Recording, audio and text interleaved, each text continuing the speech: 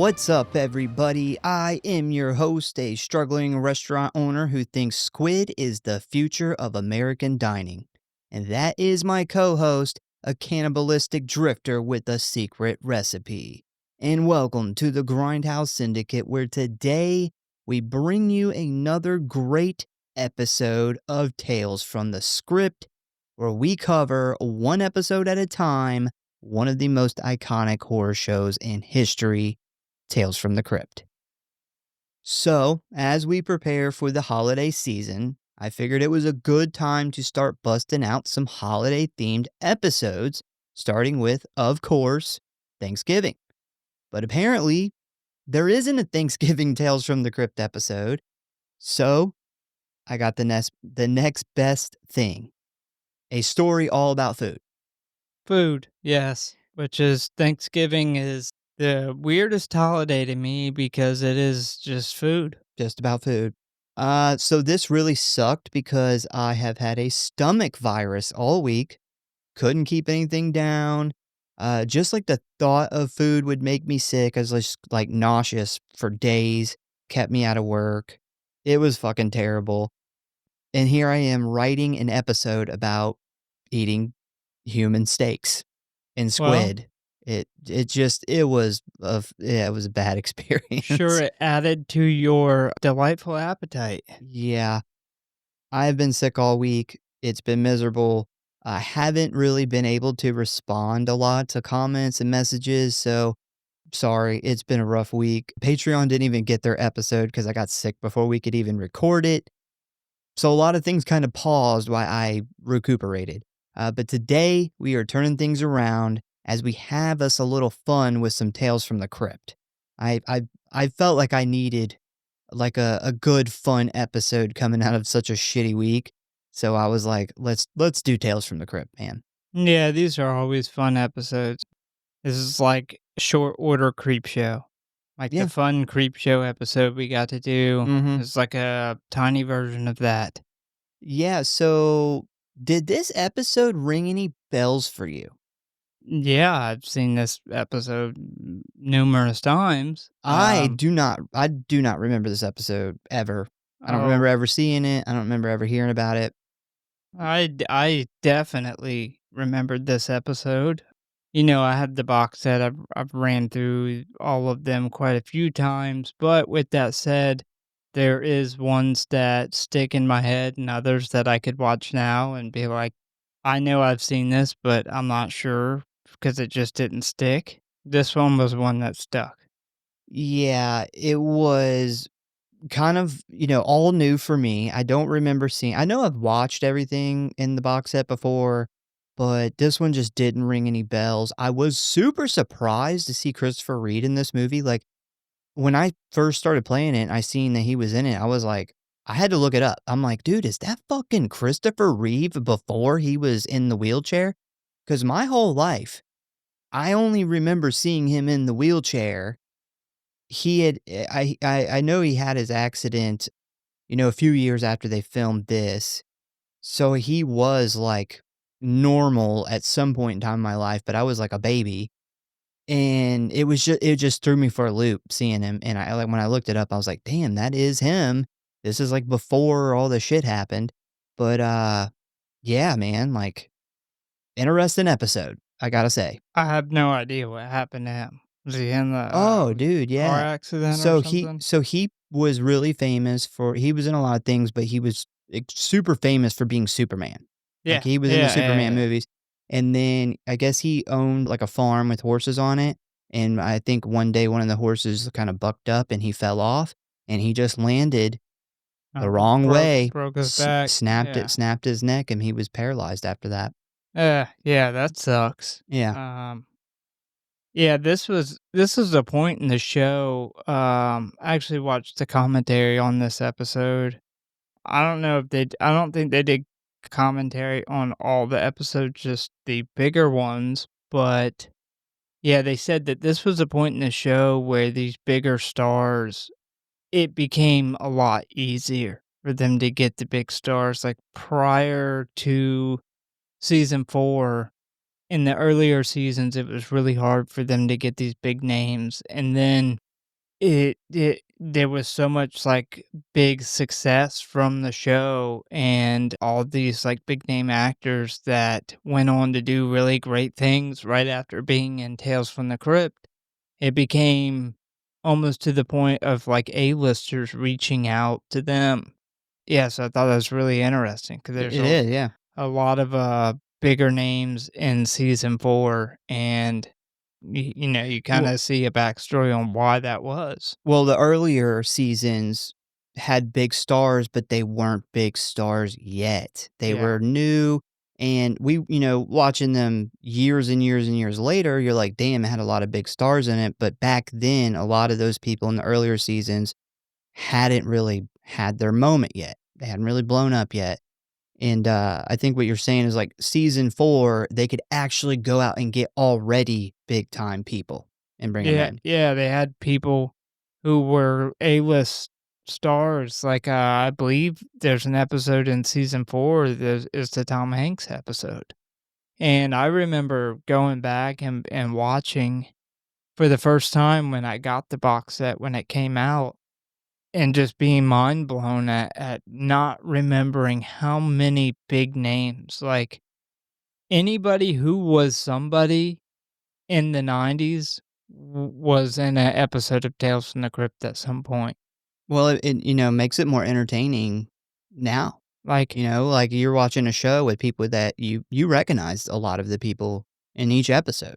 the reason I specifically mentioned Tom Hanks is I remember watching the set the first time I got it, and I started to pick up on this, in the first couple seasons, and I started trying to think in my head big time celebrities from back in the '90s that weren't in an episode of Tales from the Crypt, and then Tom Hanks was one of those names that came up, and I then he was in an episode, and, like, all these names I would think of, I would be in, like, season 6, and they were in an episode.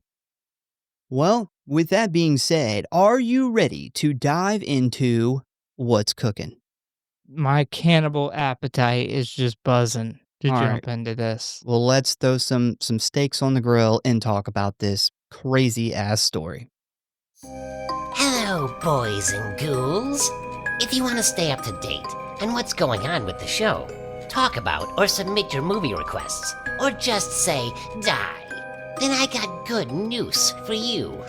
You can always find us at one of our social media accounts or our official website at Grindhouse.Horror.Pod.com, Facecrook at the Grindhouse Syndicate Horror Podcast, Instascam at grindhousesyndicate.horror.pod, and many gore, which you can always find links for in the show notes as always. And you know what I always say, the morgue, the merrier. So please subscribe or follow for alerts on new episodes. Now, back to the show, kiddies. Frights, camera, action.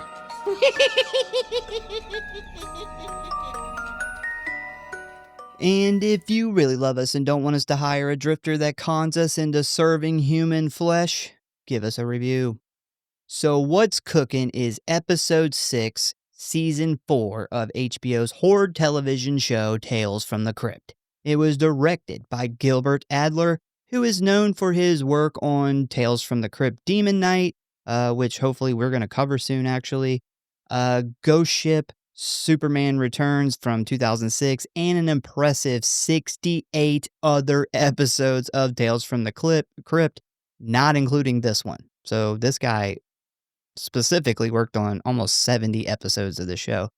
It was written by William M. Gaines, A.L. Katz, and Gilbert Adler. I think they all worked on this show and the two movies like Demon Knight and Bordello of Blood. So yeah, these are all three like really big Tales from the Crypt contributors here. So it stars Christopher Reeve, Art LaFleur, Judd Nelson, who like always plays bad guys really good, Bess Armstrong, and finally the award-winning music performer Meatloaf. It's pretty stacked cast here. Yeah. Yeah, no, like, it actually is, like, when you look back on it. pretty fucking stacked. Lot of big name fucking stars in that. Well, pretty much the whole entire main cast is all, bigger names. Interesting fact is this was only 3 years before Christopher Reeve had his accident and became paralyzed. So it was produced by HBO and Tales from the Crypt Holdings. It is 28 minutes long and it was released on July 22nd of 1992. You weren't even born yet. Would it surprise you if I told you that this was the highest rated Tales from the Crypt episode on IMDb? Considering I have IMDb up and it has a pretty good rating, yeah, it would still surprise me because there's a lot of episodes, but Yeah, it got a pretty high rating. I agree. I mean, I liked this, but it was not in my, say, top 3, top 5 episodes. But apparently, a lot of people really, really, really like it. I would put this in my top 10. It is one that stood out to me. I obviously don't have a definitive list. There was so many episodes that are significant and stand out, but I think it would probably crack my top 10, but definitely not my top 5, top 3, and definitely would not be my highest rated. So for ratings, we only got one rating, which is IMDb, and it is a 8.2 out of 10. Not too far off from a perfect 10. If you would like to watch this show, you can currently find it streaming for free on YouTube. So, you ready to dive into the plot? I am ready. All right, so as always, we meet up with our good friend, the Crypt Keeper, who is hanging out in his crypt, complaining about some dinner reservations, and he then briefs us on the story we're about to hear. He says, I hope you brought your appetites, kiddies, because tonight's tasteless tidbit is something I'm sure you'll savor. It is a real delight about a nice young couple who find the restaurant business a little hard to swallow. I call this adventure in fine dying what's cooking. It's Dude, just puns are so fucking. yeah, the puns are on. I love this intro as almost every Tales from the Crypt.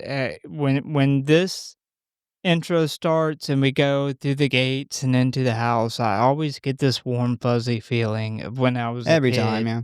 and I would watch these episodes on HBO.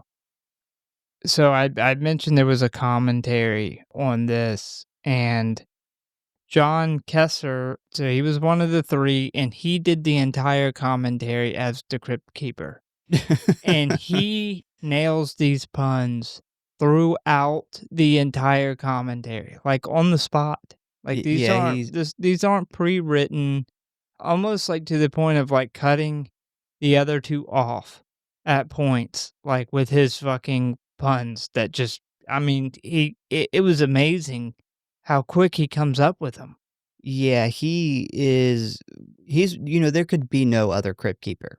No, I mean, no. he's just, I'm glad they didn't try to replace him or something at any point in time during the show because it would have been a huge mistake. I think he played this character for so long that he kinda became the character, His wife's like, "What and is going on?" he literally did this whole commentary nailing, like, really good, like, Crypt Keeper puns and shit the entire fucking thing. It was His wife's like, "Why do you keep making, like, puns about death at the dinner table or when our, like, kid, bumps his knee or something?"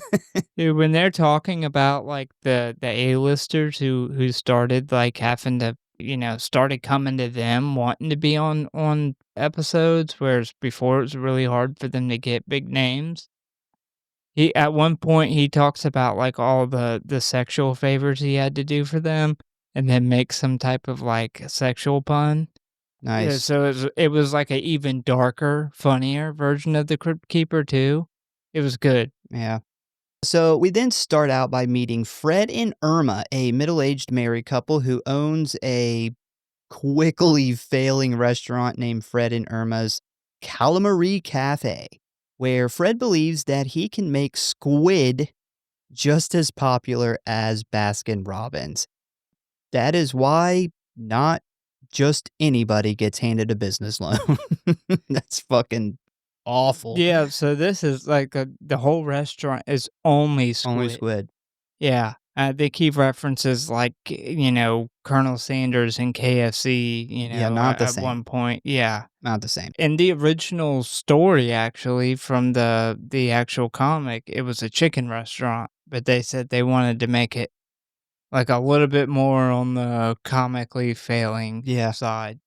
So we also find out here in the beginning that this is 100% Fred's dream, and his wife is financially footing this bill, effectively chaining her to this like sinking ship. Like she's like financially gonna be fucked.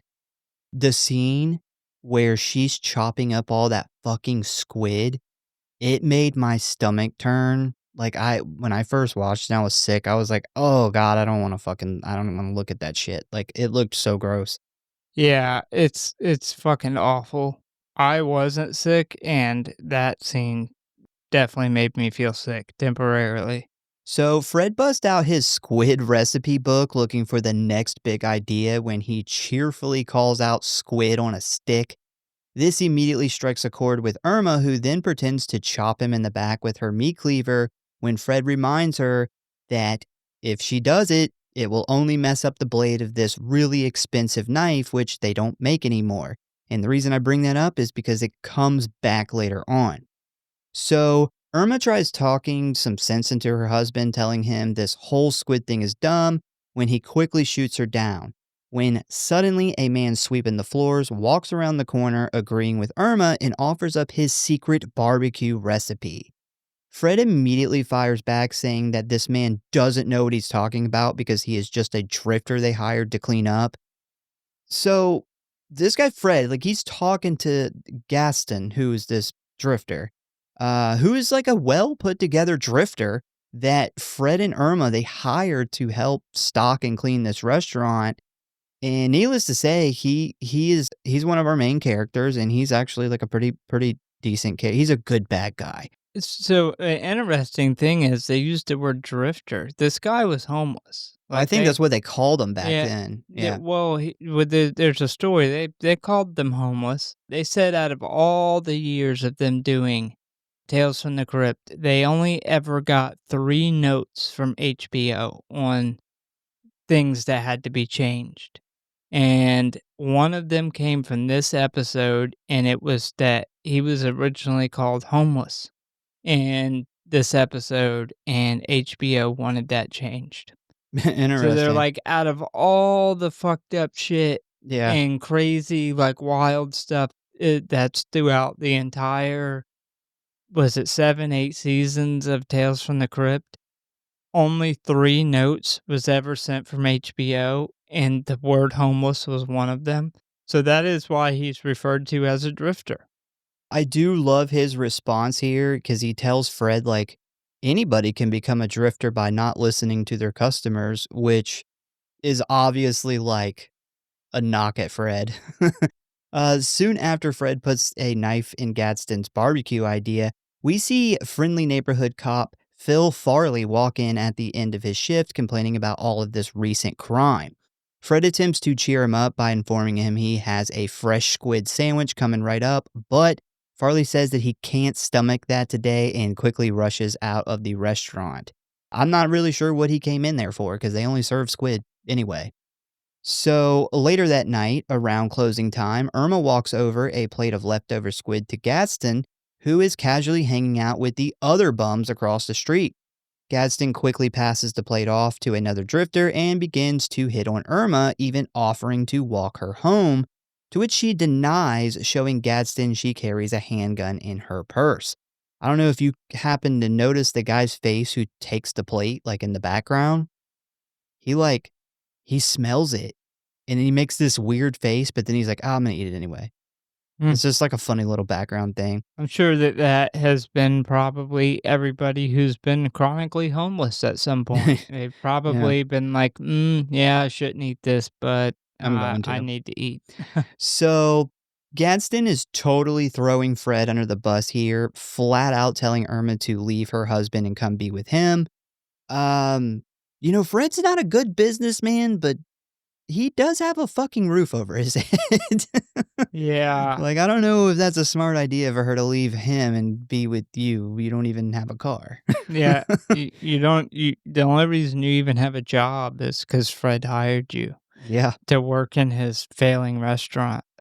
Yeah, it kinda bothered me how she didn't shut his shit down and take up for Fred more. And we kind of realize why she doesn't take up for Fred as much when it comes to the business side of things, but, yeah, she kinda seems a little flattered by this homeless guy's compliments, and as a married man, that kinda bothered me. Oh. I would I would want my wife to be to shut that down. Well, she probably is just so used to smelling like squid all the time. I She's just mean, like, he totally, like, trashes Fred. oh, yeah, he He's like, does. he's a fucking loser with, like, a failing dream, like, fuck him. Yeah. So Irma nicely shoots him down before heading home, leaving Fred to finish up at the restaurant by himself. When we then cut over to him as he gets a surprise visit from their landlord, Mr. Chumley. And this is obviously played by Meatloaf. And Mr. Chumley is pretty pissed that they still haven't paid any of the past 3 months of rent. Fred then pleads with the large man, claiming business is picking up and he just needs a little bit more time, which, you know, I don't think that's true. I don't think Uh-huh. business is picking up. But Mr. Chumley says, fuck no. And as a matter of fact, tomorrow he is coming back with the police and having Fred and Irma forcefully evicted. And just to rub salt in the wound, just as he is walking off, he tells Fred that he is a terrible cook. And apparently, insulting Fred's cooking is the last straw, as we then see Fred stand up, call Chumley a fat son of a bitch, and run over, slashing his landlord's hand. A bit of an overreaction, I would say. Yeah, a bit of an overreaction, but it really makes the rest of the story make more sense. We're willing to see how important his cooking and his restaurant business is to him, to the point where, like, the whole "you're being evicted" and stuff, he was completely chilled through that, but hearing that his cooking sucks made him almost stab somebody. I'll cut a motherfucker. So for people to enjoy his food and his restaurant is obviously extremely important to him, which makes the rest of the story as we go on make a little bit more sense. So Chumley gets scared and runs out with an apologetic Fred chasing after him, yelling it was all an accident. And we see here that all of the bums across the street, including Gaston, are watching this altercation take place outside the restaurant. Um, not only is the squid idea like really bad, but the location of the restaurant is also not good. Not a lot of people want to eat dinner with a homeless camp like right across the street. Well, That's like a bad thing for business. probably a lot of cities where you don't really have a whole lot of choice. I'm getting a little bit of like 70s New York vibe here. Like there's barrels of toxic waste. Yeah, the Ninja Turtles crawling Yeah. out of the Yeah. sewer. Yeah. Yeah, definitely. As somebody who was stationed and lived in Honolulu, where there's a massive homeless population, I know entire streets are shut down at night where there's homeless camps up and down the road. And there is restaurants and bars and stuff in those It's areas that crazy. you don't really have a choice. So when Fred gets home, he tells Irma about the landlord stopping by and then asks her to use her last bit of available credit to basically rebrand as a pork joint. And she immediately shuts this down. I don't think rebranding the day you're getting kicked out is going to work. Yeah. You've waited too long to pull that card from your sleeve. Yeah, but she makes a great point too. You should be trying to get us out of debt, Yeah. not give us ideas of putting us further into debt. Yeah, I mean, well, what's going to happen? The landlord with the police are going to show up the next day, and he's like, "But we're rebranded. We're cooking barbecue." I And guess he's gonna pay him with her credit To I stay. know he was gonna Yeah. buy pork with it.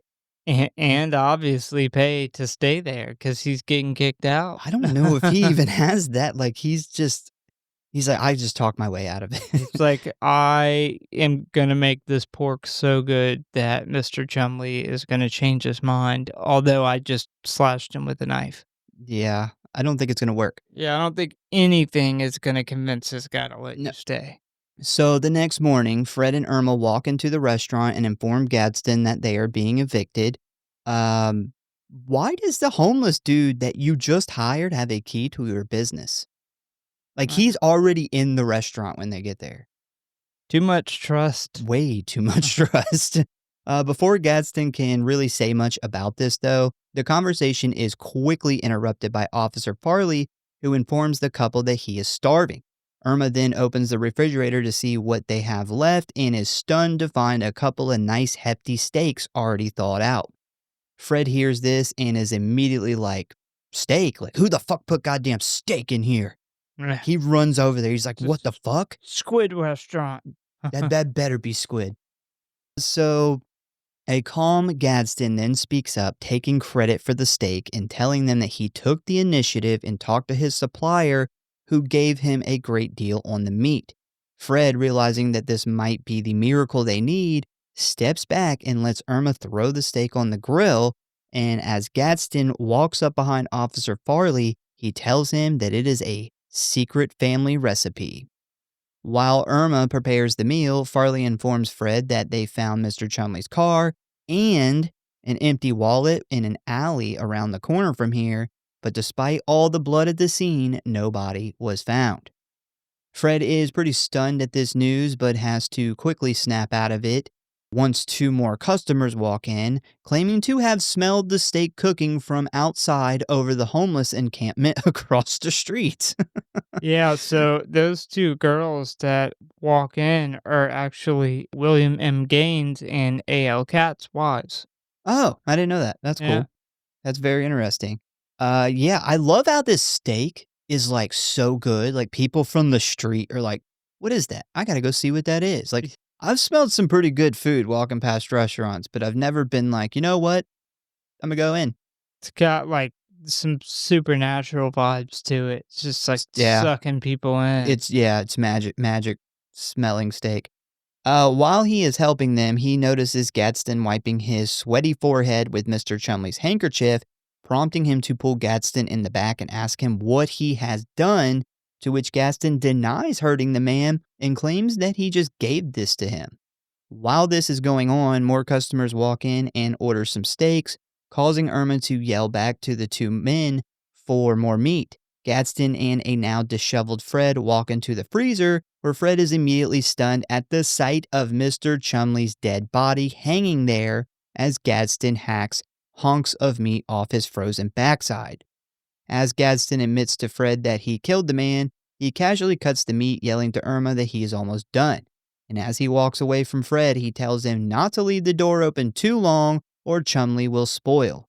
Once Fred finally gets himself together, he walks out, where he discovers his restaurant, for the first time ever, is full of hungry customers, making him hold off on snitching Gadsden out to Officer Farley. Dude, Fred let his wife eat this shit. he, he didn't even say anything. He just let her eat it. That's what I mean by when I said, his restaurant being successful and people enjoying his food, it means so much to him. Like, him going off and stabbing Mr. Chumley over him dissing his food, like, that's such a big deal to him that it makes sense to why he let this slide. Well, or It's like the most important thing to him. or he's like, you know what?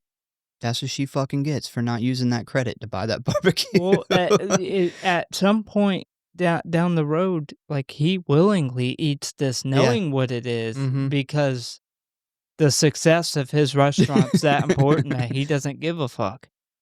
I just wanna say the special effects on this are fucking phenomenal. Yeah, we don't get a ton of special effects in this, but the couple we do see are really good. Yeah, so they joked about this, they called it the butt steak. They said that this took hours. It was by far the hardest scene to shoot. It was a real piece of steak, obviously, in a fake body, Mhm. special effects body, and they wanted it to look like it was actually being cut from the body, which is why it took so long. But interesting thing, if you're watching this, you'll notice that the body hanging up looks nothing like the character Meatloaf, No. or Mr. Chumley, who Yeah, was yeah. played by Meatloaf. The character is actually directly taken from the illustration from the Uh, original comic, but the reason that they look nothing alike is they had tried to get Meatloaf to come in and do an episode, and they finally got him there, and he had lost like 100 pounds. yeah, Like this he is had during one of his skinnier phases. He had a couple. He Yeah, would always just go back to being bigger, but yeah. and they wanted to bring in a body double for him, like a fat guy for his long shot Yeah. scenes, because they knew that this special effects thing they built was overweight, and they were like, "Fuck, what are we gonna do about that?" And he's like, "I spent all this time to lose this weight, and then I go to play a part, and they wanna get a fatter body double in for me," and he almost quit because of it. Wow. Like, they ended up not getting a body double because it kinda upset Would have him. soured the relationship, yeah. Yeah, so they just shot it, and that's why the guy hanging up in the freezer looks nothing like Mr. Chumley. Yeah, I just think stuff like that's a little bit of the charm of the show, Of though. Tales from the Crypt, that they can 100%. get away with stuff like that, 100%, yeah, yeah. yeah, and you get just great special effects, although we don't get a ton of it in this episode. Throughout Tales from the Crypt period, we get these awesome, they're always practical because it was such a low budget TV show, that we get these just there's just something about the charm in the special effects that we get in Tales from the Crypt. Well, yeah, I got to meet Greg Nicotero yesterday. We were talking about special effects, and that was one of the things I said is like, I would rather see the special effects where I can see imperfections or just something, than see something perfectly done with CGI. Yeah. Yeah. Yeah, or if CGI is gonna be used, it should be to remove those slight imperfections on a really good practical effect, as opposed to the entire effect being CGI. That's the only time I think CGI should be used It's is like when it's enhance, yeah. going to Mhm. enhance a good practical effect. Which, by the way, if you ever get a chance to meet Greg Nicotero, do it. Dude's fucking awesome, super cool, super chill. So we then jump to closing time where we see Fred counting all of this cash that he made that day, which is by far more than they have ever made before, prompting Irma to call Gadsden a genius. I love how they made all this fucking money only selling steaks. Like, there's no sides, there's no sauce, there's no salad. It's just a hunk of meat. Yeah. They had all these customers just with one hunk of meat. That's why I said there's almost like a supernatural Yeah. effect to this meat. Like it's drawing people in way more than any amazing steak restaurant would. Chumley was like a witch doctor. Yeah. So she then attempts to go set out some more steaks for tomorrow, but Fred quickly stops her, telling her to just clean up while he goes back to the freezer. And while still counting his money, he opens the freezer door to reveal almost nothing left of the landlord's body except for his head and a couple of bloody bones and ligaments. Definitely like one of the coolest special effects shot, probably the coolest It shot in the whole thing. it is. It looks awesome. Yeah. Just fucking just stripped body, just Mhm. like a spine and head. That's all that's left. So Gadsden soon joins Fred in the freezer, claiming that they gotta talk, with Fred instantly informing the man that he's gonna call the cops.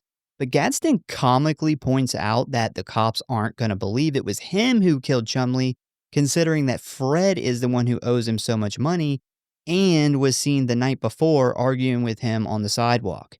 Gadsden then says that Fred is gonna keep quiet and split the profits 50-50, with him providing the meat and Fred and Irma cooking it. Fred pretty quickly realizes that he is backed into a corner here and kind of agrees, doing his best to try and shield Irma from discovering the body, or what's left of it. or that he let her eat a body.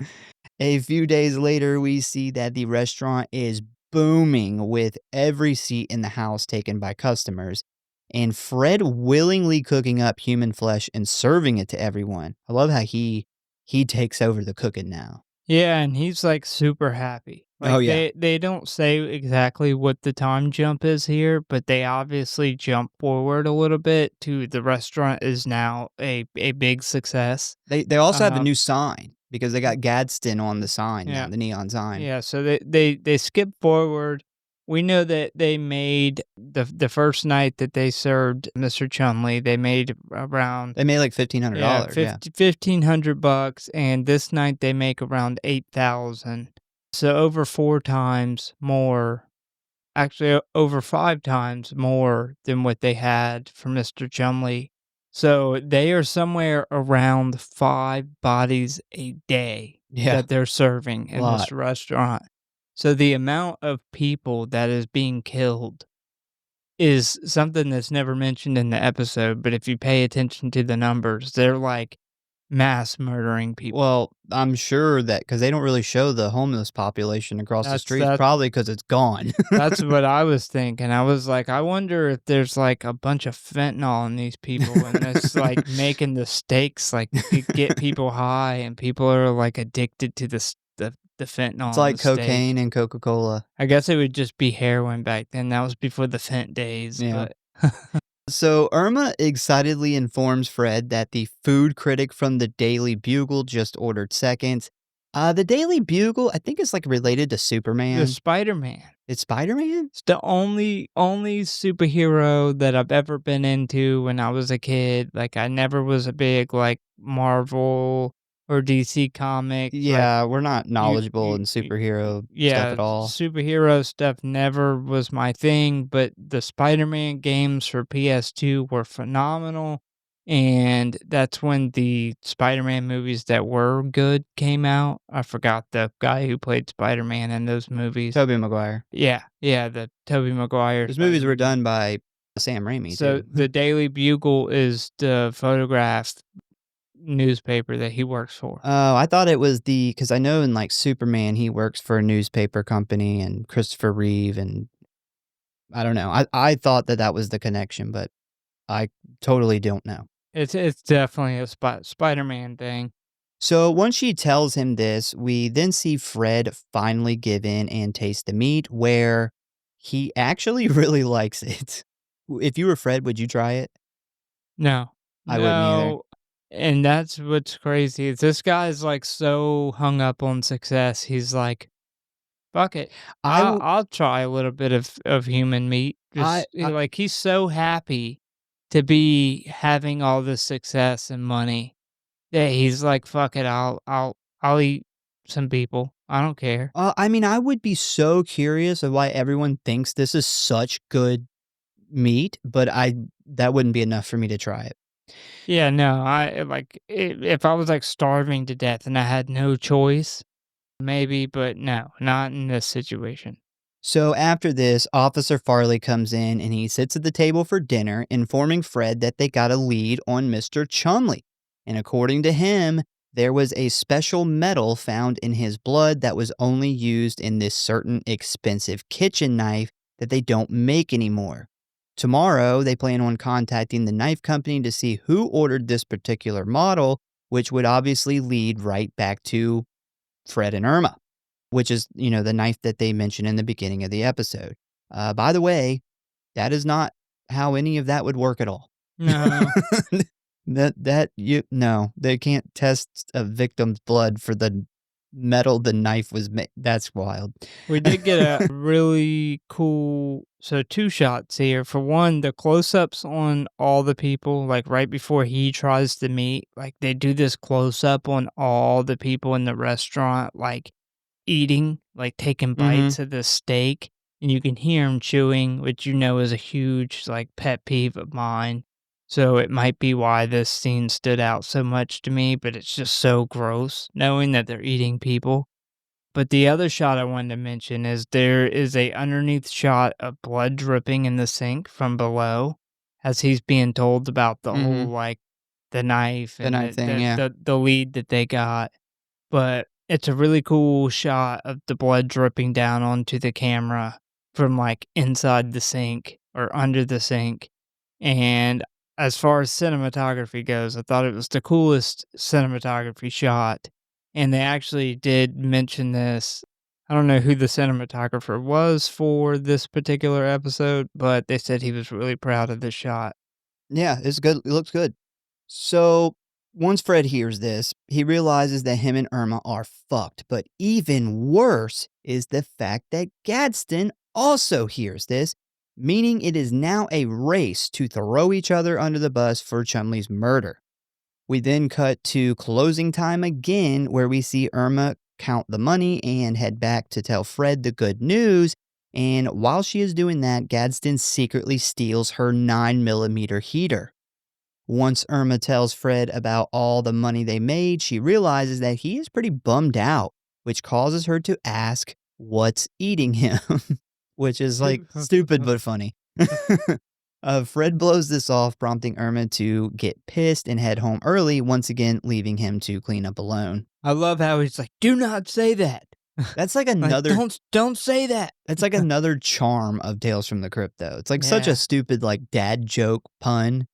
Yeah. And then like his reaction, but it's just, you have to have that for this show. I think a lot of that comes from the comic. Yeah. Like the a lot of those one-liners and stuff like that were taken directly from the comic book.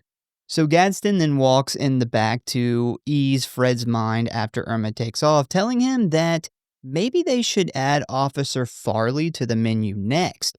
But killing cops is where Fred draws the line, immediately shutting this idea down and calling Gadsden crazy. We then cut to Irma getting home with Gadsden arriving right behind her, where he tells her that he is worried about Fred's mental state, prompting her to let her guard down and allow him inside to talk. Once they sit down at the table, Gadsden drops a bomb on Irma, telling her that Fred has been killing people and serving them to the customers, completely pulling the rug out from under Irma. While she searches for what to say, Gadsden continues adding fuel to the fire by telling her that he saw Fred kill Mr. Chumley that first night and just can't keep it a secret anymore. He also says that Fred now knows the cops are onto him and plans on killing himself tonight with Irma's gun. Irma then quickly grabs her purse, where she discovers that he is indeed telling the truth because her gun is now missing. As Irma starts freaking out, Gadsden jumps up to comfort her, telling her to call Officer Farley right now while he heads back to the restaurant and tries to stop Fred. What if he was like, Fred's gonna kill himself and then have us cook him one last time as a sacrifice to the business that he loves? I could see Fred doing that. I If know. it meant, like, the business being successful or not. He's like, I'm going to the clink anyway. I'm just going to kill myself. Irma, try to make as much money off me as you can. Irma would probably believe Believe it? that he would do this too, knowing him. Yeah, Gadsden's a motherfucker. 100%. I knew at some point he was gonna go to Irma, but you can really get that from the very beginning of the episode when he's trying to hit on Irma and he's Mhm. talking shit about Fred, and then that kiss on the cheek, you can tell really kinda throws her off guard. Yeah, that's not the But time for yeah, that. yeah, this guy's a bastard. So after this, we then jump back to the restaurant, which looks a little like a Freddy dream sequence here with all the red lighting. Where we see Gadsden walking in holding the gun, calling out for Fred. Fred, in a way too friendly tone, calls Gadsden into the back, but when he gets back there, Fred attempts to sneak up and hit him with a frying pan. Which the fake hit is done so bad, like I can't tell if he hit him or if he missed him.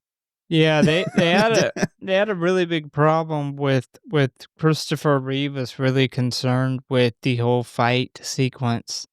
'Cause they were like, they can't have Gadsden beat him too easy because he was so famous for being Superman that he didn't wanna No look way. that yeah, so they had to go through and do, like, That a came whole into play? that came That's into play. stupid. So they spent, like, a whole, like, half a day going over everything of how this fight was gonna look believable and that It doesn't. Superman was gonna get beat. You're not playing Superman, you're playing Fred the fucking squid restaurant owner, like, I dude, I know, but dude, and it but the he but I hate to say it, but Christopher Reeve did a really bad job faking that fucking frying pan hit because I've watched it 3 times now, and I still don't know if he was like, if he was, like, supposed to hit it, like, did he hit Gadsden, or did Gadsden dodge it? It I doesn't think he dodges it. it doesn't show. I took it as he dodged it. He also Fred totally blew a fucking awesome upper hand, Yeah. very terribly. Well, Fred's not a good decision maker. That's kind of What did evident he, like, throughout this episode. going back and forth of hitting him while he's swinging? Like the guy literally was gonna have an entire restaurant based around only selling squid, and he's Yeah. just not a good decision maker. I feel like if that was me and I was, hiding and gonna hit this guy, I woulda hit him so fucking hard and so good he woulda died. Yeah. So assuming Fred missed, they both start wrestling over Irma's gun, which causes the fight to spill out into the diner, where Gadsden gains the upper hand by fighting like a bitch and kicking Fred in the balls and punching him in the face. This then causes Fred to fall back, where he burns his hand on the somehow still hot grill. I think They've been closed for hours. I think the kick in the balls and the burn was added in there. Because Superman, and and that whole like him being concerned about getting beat too easy. They're like, okay, well, if you get kicked in the nuts and then you like get burned, that's true. that's believable. I just don't know why the grill's still on. Ah, Why, Fred? Why do you have the grill still on? You've been closed for hours. because maybe he was gonna kill himself on the grill. Yeah. So when they came in the next morning, he was already cooked. He's gonna cook himself too. So Gadsden then forces the barrel of the gun into Fred's mouth, telling him that they are gonna do things his way, and he says Fred is going to blow his brains out. When suddenly this is interrupted by the sound of the front door opening, causing Gadsden to let Fred go, but continue holding him at gunpoint. And it is then revealed that this is Irma, who then walks over and picks up her meat cleaver, threatening Gadsden. But Gadsden quickly makes up his story for the cops about how he had to kill both of them because he caught them murdering people. But right as he attempts to fire the gun into Irma's chest, the gun goes click, prompting Fred and Irma to grab him and take the gun away. She then reveals that she caught on to his lie back at the house because Fred knows she never loads her gun. Therefore, he would never try to kill himself that way. It is also revealed here that Irma called Fred to warn him about Gadsden and his lie, which is why he, tried to sneak up on him, hit him with the pan, which failed miserably. But yeah, Fred's not going to kill himself because my gun doesn't have any bullets. And I thought this was really funny where she was like, well, Fred knows I don't ever put any bullets in my gun. And he throws in there, Fred, he's like, because I don't let her. Let her. Yeah. I'm like, is that because, like, people can't see Superman being kind of told what to do by a woman? Superman's wife can't save herself. I just imagine him being like, well, it's not because she doesn't want the bullets. It's because I said she can't fucking have the bullets. So not that like since he knew that if he was gonna kill himself, he wouldn't just go get bullets? for Yeah. a gun that he knew didn't have bullets. I'm surprised he was like, well, matter of fact, I keep the bullets in my pocket. Yeah. Hey, she wants them. Yeah, I will say Gadsden was fully prepared for shooting her right in the fucking face. He's a director. He's in the middle of talking shit when he like puts that shit right in her face, her chest, and pulls the trigger. Assuming that he thought that there was bullets in that gun, he was Gonna kill them, he yeah. was gonna fucking like in the middle of a sentence. He wasn't even gonna finish his evil plot. That's the He best way was to do like, it. "Fred gets the full evil plot, but I'm gonna shoot Emma. I mean, Fuck like, her. th She's not important enough to get the whole plot." how many bad guys have gotten, like, their plan ruined because they wanna do their monologue? It reminds me of, like, the first Austin Powers where Doctor Evil's like, "I got a time machine to go back in time and steal Austin Powers' mojo." And Scott Green, his son Scott, he goes, "If you got a fucking time machine, why don't you just go back and, like, kill him on the shitter or something?" It's like so Irma then goes to kill Gadsden with the knife when suddenly Officer Farley just casually walks in, totally not surprised at all about what is going on here, with Gadsden yelling for his help. He then tries to pin all the murders on Fred and Irma, with Officer Farley sitting down at the bar and saying what to do, when it instantly becomes clear that Farley doesn't have much interest in arresting them for anything. Gadsden begs for him to lock the couple up, but Farley says that the problem here is he now has developed a taste for human meat, and teaming up with them would solve his early retirement problem, recommending changing the name to Farley's Flamed Broil, to which Fred and Irma quickly agree. Farley then tells them to fire up the grill because he is starving. He basically tells him, like, hey, I want to eat Gadsden. Like, Yeah. right now. Yeah. Yeah. Yeah. Dude's like, Yes. "I have developed a taste for fentanyl-filled human meat, and I'm tired of being a cop. Yep. I wanna just sit around and eat people all day. Uh, I like those butt steaks." we then see Irma cut the grill on as they both laugh and push a screaming Gadsden down onto the grill, face first, with Officer Farley licking his lips. We then cut back to the Crypt Keeper as he says, I suppose it's a little too late for Gadsden to save face. Talk about a flesh in the pan. I guess it's flash in the pan, yeah. Yeah. I guess that's what happens when you butcher money where your mouth is. He lets off his iconic laugh, prompting the credits, and that is the end of What's Cookin'. Yeah, I was thinking with Farley's flame broiled, so this is the second person they have to cut into the business, but with Phil being a cop, he could easily supply dead bodies Well, from crime scenes. I was thinking about that. Like, he's probably down because he's like, he's mad about all the crime, and he's like, we'll just, get all the criminals and cook them. Yeah, and all the dead bodies from murderers, and Yeah. probably has that access to the coroner's office, and yeah, this is a way more sustainable business model. 2 years later, like, there's only 2% of the population in this It whole city's left. They would have so much money because they would have 0 supply costs. It's true. So, yeah, I mean, we kinda went over it's hard to give facts for these episodes. But yeah, so this is the second time that a character played by Meatloaf has been eaten. This is a coincidence. The first obviously being the Rocky Horror Picture Show from 1975. Rating and kill count, man, there's only 1 kill. I mean, there's actually a lot more kills in the story, but we only kinda see 1 kill, so favorite kill's kind of not important here. Yeah, I didn't do a favorite kill. I didn't But either. yeah. So, rating. This was my pick, so I gave this a 3.7. It's not bad. Like, I enjoyed, this despite being pretty sick to my stomach the whole time I had to watch this, I enjoyed it. Loved all the actors, loved the little bits of the special effects we got, but I mostly enjoyed, like, the morbid storyline of getting desperate in serving people, and the fact that, like, apparently humans are really into the taste of their own meat. Like, the story is kind of what shines here for me.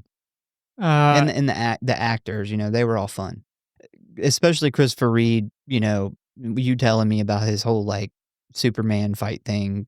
Yeah, that's hilarious. well, that's why I watched the commentary on this one, because I seen this was the, like, only episode on the disc with a commentary, and I was like, it's really hard to get facts for these It's episodes. super hard, yeah. So it's a really good way to pick up certain things about the shooting of this specific episode. I gave it a 4.5. I love the episode. I think it's one of the classic Tales from the Crypt. The manipulative scumbag getting what's coming to him and the ultimate taste of karma. You like what I did there? Yeah, Taste. that's good. Taste of karma is just, I mean, it's classic Tales from the Crypt. We do get limited but really, really cool special effects. The awesome Crypt Keeper intros and outros that we've all grown to love. It just has such a nostalgic feel to it. I will say the intros and outros is like every episode of Tales from the Crypt, Yeah. but as far as this episode, I think it's a classic, man. I would have given it, I would have given it a 4 if we would have got maybe just 2 more special effects scenes, them just cutting up, some parts or something. It could have been really quickly and they're like having a conversation and they're, cutting a leg up or something. I would have given it a higher score, but the fact that we had a whole episode about killing and eating people and only seeing one person, which was the first one, I did deduct to signed up in the threes, but I did enjoy the episode and the story. Yeah, I think it's the story that shines. Like I said, the whole karma thing is so Tales from the Crypt, but the idea that like this scumbag homeless guy who's trying to pick up on this owner's wife starts killing people, and the local cop develops such a taste for human meat that once he finds out what's going on, he's okay to look past it and now wants in on the whole business model. And like him licking his chops at the end as they're about to cook this guy alive. That's just so there's this charm to it, and it's such a charmful Tales from the Crypt ending. Yep. But that is our opinion on this episode of Tales from the Crypt. Like always, we hope you had as much fun as we did. People always seem to really enjoy these episodes. Heads up, Patreon episode's going to come out on Tuesday, so it'll come out. This is on Monday, so it'll come out a day after this one. We did an event all weekend. I'm wore out. I still got to edit this. Yeah, I got some people that I got to get back to on some comments from being sick all week, so I will get to that. Next week's going to be our Thanksgiving movie deep dive. I really wanted to do Blood Rage, but I can't necessarily find a copy of it. So we might end up just doing Poltergeist. We shall see. But it's going to be one of those two movies. But once again, we thank you guys for listening. Please give us a follow or like if you enjoy the show. Check out the website, check out the socials. Tell a friend, a family member, or your weird employee who turns out to be a murderer about the show. And we hope to see you next time.